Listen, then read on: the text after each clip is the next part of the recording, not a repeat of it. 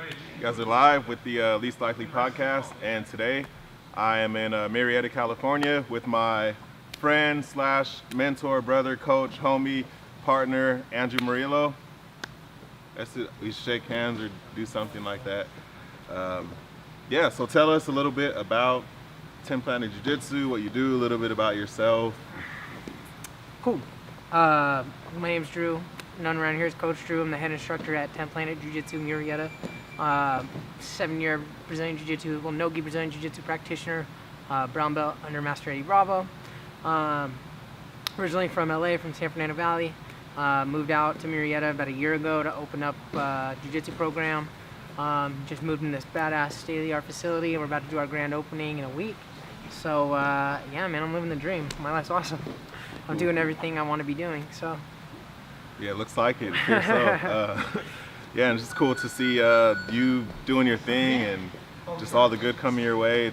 I really enjoy this gym. Before we get into the interview, I'm gonna get a little bit emotional, I guess. Nah, not emotional. I mean, well, first of all, like, yeah, let me go back a little bit. Like, all right. I'm doing everything I want to be doing, but I wouldn't be doing everything that I'm doing if it wasn't for the help of friends, students like yourself, other folks that really helped me kind of grind out and make it happen. You know what I mean? It was a lot of grind and hustle, and you know, thanks to like things like loyalty and honor and humility, me and the team, you know, including yourself, were able to pull it through, and here we are. So there's that. And I think it's very easy to do. One of the things that really sticks out for me here is the training and the environment. Those two have to go hand in hand for me. And so I really like just that the culture is very good, but we come in, we get really good run for our money, and the training is always awesome, and everyone is just growing constantly. And I always tell people, you know, if your house is messy, like, you don't want to bring over company. But I really like that here. It's just a really good environment, and I think it kind of just breeds this environment where people want to just come in themselves, and they also want to bring their friends. Like, it's not a place they're embarrassed to bring their friends to, or they don't, you know, force it. It's just everything. Like I said, training and the culture. So back to what was the moment where, I want to ask that question. I'll reel it back. Growing up, San Fernando Valley, how was that? How was life? What'd you do as a kid? It was cool. You know, I have good parents, but like middle class, you know what I mean? Public school. And then like I started like skating kind of young, and like back then it was like the 90s, you know, so like skateboarding went along with like weed culture and stuff like that. So I started like smoking weed at a young age, and like, you know, I was like drinking and partying with friends and getting into trouble a lot of the time when I was younger and stuff. But yeah, I mean, that's kind of what it was like, you know. So did you get in a lot of trouble as a kid? Or? Yeah, I mean, I was doing all sorts of stuff I wasn't supposed to, going out and like I said, drinking and like using drugs and stuff, like growing up and stuff. Smoking weed at a very young age, and like always like out late smoking weed, hanging out with friends and stuff like that. Not a lot of discipline. You know, I didn't really care about school and stuff like that. So it wasn't until like, you know, and then I was like, I'd rather work, and then I got a job, and then, you know, I graduated high school barely, but I would just rather work, and I started hustling and just kind of trying to grind and save money. And then at what moment were you introduced to the gentle art of practicing killing your friends and defending yourself called jiu-jitsu? So I actually found jiu-jitsu later in life. So I found jiu-jitsu at about 27 years old. I'm 34 now. So I found jiu-jitsu at 27, and at the time, you know, like I said, I was like partying a lot, going out, and like I got to this point where I was like really like heavy. I was the biggest I'd ever been. I'm only 5'6", 5'7", and I was 230 pounds. So I was miserable, and I had a friend that was doing jiu-jitsu. He was training at Planet Van Nuys under Alder Hampel, and I reached out to him, and I was like, hey bro, I know you're like healthy, you do stuff, like I need help, bro, like I'm miserable, you know, I'm the fattest I've ever been, like I don't know what to do. And he's like, bro, meet me at this address at this time, and it was Planet Van Nuys. And so that was the first day in, and it was also the most like humbling, one of the most humbling moments of my life for sure, because like I said, like, you know, I was kind of like a knucklehead, and I would like, you know, me getting into trouble. I've been in like bar fights before and schoolyard scraps and stuff like that. Right. So like I went in there like this dude. I thought like I thought I knew some shit. And there was these two kids, man. I'll never forget this day, bro. And they were like 14, 15 years old, like 125 pounds. These kids, man. And they were wrapping their legs around my head, choking me out over and over and over and over. And you know what I mean? I'm just like, grown man, like what's happening? So that was like one of my big motivators. Like, damn, I gotta learn how to get good at this. Like, this is crazy. I can't have these little kids fucking me up. Yeah. So, how young were the kids that choked you out? About 15, 16. I was 27. And I mean, one of them definitely still trains today. His name's Milton Aguayo, and he's a professional MMA fighter now. Still trains at Planet Jiu Jitsu, and that's where I came up all the way up into purple belt until I started like going to HQ and training with Eddie a lot, and then I got the opportunity to come out here and open a program out here. So what specific moment for you was it like, okay, I want to do this as a business now? Was it something you were kind of seeking, or was it just like, hey, let me try it out and see how it goes? Like, what did that look like for you? Because I know a lot of planning and things of that nature go into running a gym and being an instructor and balancing personal life. So yeah, how's that? Cool. So from that point, right, where I was just like, I started doing jiu-jitsu because I was like, man, I gotta learn this stuff, Something that I don't think is talked about or recognized enough in jiu-jitsu until you're a part of it is the community and the culture. And there's amazing people, and like once you're doing this thing that you really like to do and you start hanging out with these people, you become like-minded people. And to have longevity in jiu-jitsu and in life in general, you have to start cleaning up your diet, doing exercise regularly, things like that, So I started cleaning things up, and I started, I got a good job, like a legit job. I was doing sales and like started to make decent money. I was motivated at it. I had jiu-jitsu to like balance my life. I had an outlet. So I would grind my 9 to 5, and then I'd have a place to go like choke folks and like feel good at the end of the day, But then like I had this opportunity to move to this other job, and I did, and it was miserable. It was like the worst corporate working environment I'd ever even imagined, having to deal with all these personalities, having to fake the funk when that really wasn't my style, and like just doing what I had to do to make ends meet and like grinding but not being happy, So I was like, you know what, at the time, and still, like, I don't have kids, like, I'm not married, there's not too much to lose, I don't have, other people's lives to be accountable for, so I just was like, you know what, fuck this job, I'm gonna quit, and, like, I'm just gonna train more jiu-jitsu, because that makes me happy, and maybe I'll collect, like, unemployment for a while or something, and try and, like, grind it out doing that. And my coach knew that I didn't have a job at the time, so he was like, hey bro, let me help you out. Why don't you teach some extra classes? I'll give you, a little extra cash, and pick up some private lessons, and like you can keep the private lessons or whatever, Nice. So like I've always kind of been like a hustler, you know what I mean? Used to sell like a lot of weed back in the day, like at a young age and stuff, Now it's legal. So. I started to grind that out though. I was calling like, these parents of the kids class, and I was like calling people like, hey dude, you want a private? Like I'll hook you up, this and that. And I realized, I was like, dang, like I'm not making nearly as much money as I was with my corporate job, but I'm making enough to like make it, to put gas in my car, to make sure my rent, you know what I mean? Like I had to move back home, but I had enough money to where I was like, oh shit, I could probably pay rent somewhere now. So then I like moved out into the LA Jiu-Jitsu Club with some friends. They rented me a room, and I was just paying rent, eating, gas, insurance, doing everything I had to do, teaching at the gym and doing private lessons, hustling privates. And I was like, damn, dude, like I can make this happen, and like I'm happy doing it. I love teaching jiu-jitsu. I love being around it. There's nothing that makes me happier, Right.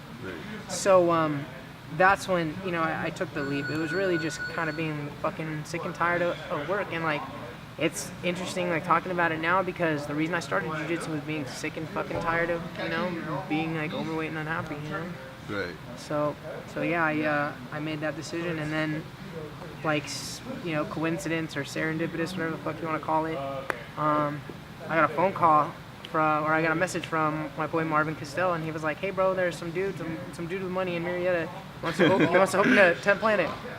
You want to go teach out there? Nobody wants to move out there. I was like, I'm down, like it's probably better than what I'm doing now, and like the money was better. You know what I mean? It was like a steady paycheck teaching jiu-jitsu and getting to build a jiu-jitsu program. It was everything I wanted in life, so it didn't really matter where it was, So I moved from LA to Murrieta about a year ago, and started grinding out. And then a year was up, and then I had a falling out with that dude, and I moved, and now I'm in this other location, and we're grinding, we're building it back up, and I got a great squad, and like I said, man, I'm doing everything I want to be doing. Nice.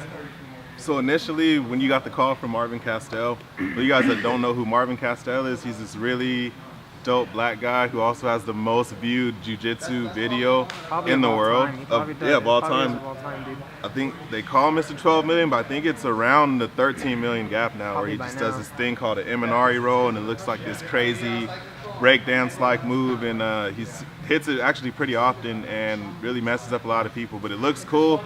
I don't want to do his video a disservice by trying to explain it. You just have to go watch it.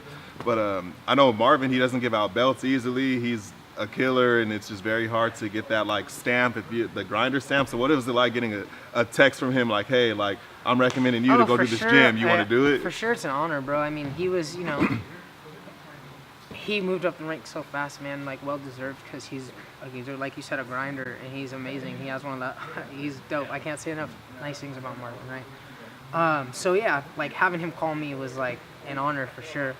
And I thought it was cool, man, because like we were purple belts together, and then boom, he moved to brown, and then boom, he moved to black, and then, and even when I got my brown, it was like, the hug from him meant a lot too, because like he's seen a lot of my grind, So, and I've seen a lot of his, we've been boys for a while, so it was dope, man. It was obviously a great feeling, and then like, obviously before I just jumped on it, I had to send Master Eddie a text, Right. and then like, sending Master Eddie a text like, yo, Marvin sent me this message, like these guys want to hire me out, like should I do it? And he was like, yeah, go for it, brother. I was like, fuck, it was just a really surreal feeling, like just having, high ranking 10th Planet guys support, the master himself and Marvin for sure. And that's cool, just having a community behind you, and you get those kind of stamps kind of everywhere you go that I've noticed. And then it's like, then I'm out here and everybody's like, I mean, it's just, we all like cheer for each other, we're all each other's biggest fans. And that's one of the cool things about 10th Planet in general. It's different from every other jiu-jitsu affiliation, because every like gym, we call them moons. So every moon is very like tight. We're super tight knit. We're always talking to each other. We're always helping each other. You know what I mean? Just like, what's up, brother? What do you need? Cool, got you. Right. I'm trying to build this place, and like a lot of guys that have paved the way that are doing it are like, what do you need? Whatever you need. So it's dope. It's a dope thing to be a part of. And the tournaments. We know you do tournaments too. So tell us about that. I know you have the USSGL. Yeah. So me producing tournaments, you mean? Yes. What's the craziest tournament you've done? It's not just like regular tournaments, but the stories behind them. Yeah. So like competing is a thing of passion for me. Like just I like to go to the tournaments and compete and stuff. And I was doing it a lot in like 2016 before like building the school. I'm gonna start competing a lot again. But anyway, so out of that, like I don't know. You realize that there's like things that could be like, oh, it'd be dope if like there was this here, or like it'd be dope if there was like a DJ once in a while, or like a place to sit so I don't have, you know what I mean, or like just something to make the vibe a little better, a better Right. organization. Sometimes you're there all day and it's like not fun to be at just because like it's stuffy and it's, there's nothing cool there. And like my mom came from like, for example, my mom drove 50 miles just to watch me like compete once, and then like, and she had to like sit in the hot sun, or she had to like sit in this super uncomfortable, like, so my goal is to like make it better, you know what I mean? Like to make the rule set so it's not boring to watch, not boring to play, and to make it cool to like be at. My goal was just to give an experience. You know what I mean? What's the most unconventional place you've done So we did one tournament at? for sure. So we did one at the USS Midway. There's the Broadway pier is where the USS Midway's docked. So we were on the back of the pier. We had the Midway in the background, and that we used that as our podium. So all the kids were like taking pictures in front of the Midway and stuff. People with their medals and stuff. And it was cool, man. We were outside. It was a great vibe. We ran a little beer garden upstairs, and then I got it sponsored by one of my cannabis sponsors, and we were passing out upstairs to ages 21 and over. We were passing out little free packets of edibles and stuff. So everyone was having fun, man. It was really good. It was fun. It was a cool vibe. Eddie was there too, and yeah, man, it was a lot of fun. Cool.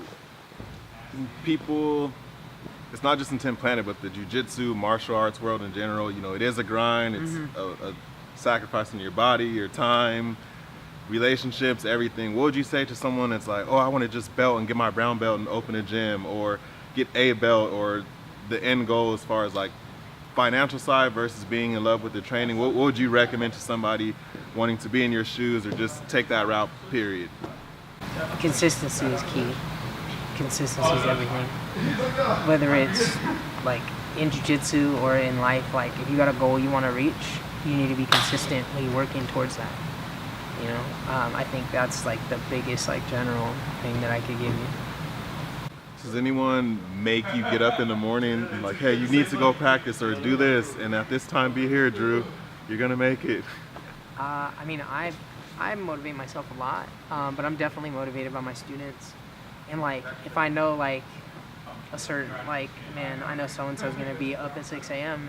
and be waiting for me to come and teach, and not only teach, but like bring that energy, bring that experience that like my students pay for and that they deserve, you know? They deserve the best out of me, so yeah, I'm definitely motivated by the students. And then would you say jiu-jitsu has made you, there's this stigma like, oh, you do martial arts, like you must be a violent person or like to hurt people or be a killer. Killer's a term, by the way, that we use in 10 Planet. It just means like you're good, you're about that life, you show up and you train hard, you give as many reps as you can, and you're the first one in, stretching, and then doing your drills, and then the last one mopping the mats, and then going home and repeating the process your whole life and ditching work and getting final writtens for attendance. Besides from that, what's your perception on jiu-jitsu? Would you say it's made you more violent person, less, calm? Way less, man, more calm. How so? So like I said, like, I don't know, it's weird. Like I said, you know, I've been in like bar scraps and schoolyard scraps and stuff, and like, man, especially growing up around and like running around Los Angeles, I feel like everybody's so like ego, attitude, you know what I mean? I'll fuck you up, homie, like, you know what I mean? So, but I realized that I was like that because I wasn't a confident person. I didn't know how to fight the way I feel like I know how to fight now. And like now I'm just so like, first of all, I'm too tired from training to like get into it with you, you know?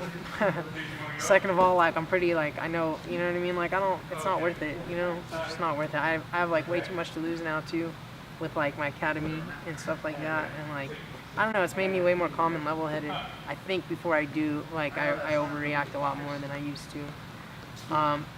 Jiu-jitsu is one of those cerebral things that like forces you to be in the moment, because like you're being attacked from all angles, you know? So you're like problem solving in real time against like some like semi-violent thing, like we're going at it, you know what I mean? So it's this thing that just like, it takes so much concentration. You get this awareness of like what's really going on in like a real situation, so you get this like confidence. So I don't know, it's just calming me down a lot. Yeah, I think similar. I used to fight a lot when I was a kid and just getting in trouble. But I think jiu-jitsu just kind of calmed me down in the sense of like, you're aware of what you can do to people at all times, but then you're also aware of like, you don't know what the next guy knows. So even at your height, what are you, 5? Like 5'6", 5'7". And then what weight class do you compete at? Usually 160. I'm walking around 170 right now. My next tournament, the division's kind of big, but I guess I'm kind of walking 170 right now. Yeah, see, and so you don't know what the next guy knows based on just looking at them and their size. I get smoked by people your height and weight all the time. Oh yeah, man. And then there's sometimes huge like 300-pounders to come in, and they have like maybe just certain elements to their body where they can't do anything, and they'll get smoked by guys a lot smaller than them. So you're aware of what you can do to a person, but you don't know what the next person knows.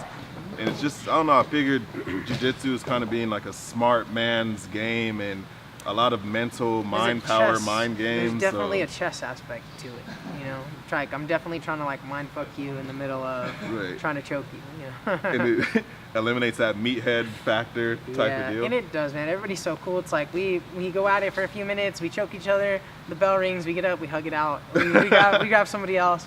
What's up, homie? All right, choke each other out, get up, hug each other, you know, hug it out. It's just kind of like that, you know, and it's different, man. You'll never experience like something else like that with another human, you know. It's a different kind of bonding for sure, and I think that's why the community's so tight knit the way it is, because it's like a fraternity, like we're, you know, Fight Club.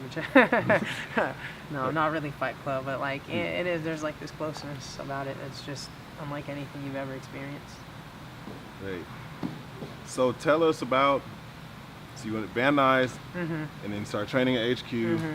You got your brown under Eddie, Mm-hmm. and then you have the Murrieta gym. Mhm. Open up the new spot. Mhm. What is the program? What's the day-to-day look like in Murrieta as far as the programs? Yeah, so we do a morning class, 9 a.m. Tuesday, Thursday. So we'll get up and we'll do that, and then we start the kids every day, Monday through Friday, at about 4 o'clock, and then Friday is like so I'll go through it, and then after that we do, so the little kids at 4 o'clock, about 4 to 8 years old, and then at about 4:45 we start the 9 to 13-year-olds, and then 7 p.m. Monday, Wednesday, Friday, or 6 p.m. Tuesday, Thursday, we do our adult 10 Planet Jiu Jitsu class, and then Friday, so all day Friday in all of those classes is my competition day, so I always get like my, the kids that are hungry and the guys that are hungry that want to get it. So they come Friday, like these guys back here. And then Saturday we do our leg lock specific class, so it's all leg submissions for an hour from 11:30 to 12:30. And then 12:30 we have open mat, so my guys just that took leg lock class, they start rolling, or like people come from other gyms and they'll start rolling with us. And then Sunday we do a wrestling class, kids at 11:30, 12:30 for the adults. So pretty well-rounded program, and we're looking to add more. I definitely want to separate more, and as time goes on, as we grow, the program will grow. So, what else do you have in the works right now in addition to everything else you have going on with the programs with the gym? So we got our grand opening coming up here, August 26th. That's a Sunday. So we'll have some food and stuff. We'll do belt promotions. I got coaches that pass this awesome coaching program I do. Where we teach you how to teach and mentor. So I'll be doing all of that, and that's exciting. We got some specials going on, so come by and check us out, dude. I'll hook you guys up if you guys want to sign up. And then I think that's pretty much it, what we've got going on here. I mean, I'm really just focused on the grand opening, just trying to kind of get it open, and we want to do a lot of school programs. I'm really big on instilling the values in the kids and helping with anti-bullying. And I was thinking about this the other day, because it's like, man, we're always talking about helping the kids that get bullied, but what about helping bullies like not be bullies? Right. So I want that to be like a big part of what I do too. Not just like, what do you do if somebody's bullying you, but like, the thought process, that it takes like to be humble and not be bullying other kids. Right. So yeah, that's what we're working on. So you're doing both sides of the coin and just making it happen. Trying, working our best, grinding. Right. Respect. Thank you. Cool. Well, thank you again. Appreciate you. Again, let me storm the dojo and ruin your open mat time. No, man, you're good. And their It's a competition training and to do this podcast. So thank you again. And you guys are here at the Least Likely podcast. Again, we're here at 10 Planet Murrieta. And wait, that's right, huh? Yeah, because my one will be here. Okay, Right hand doesn't it's work. right. Cool. So yeah, thank you. Appreciate it. Thanks, bro.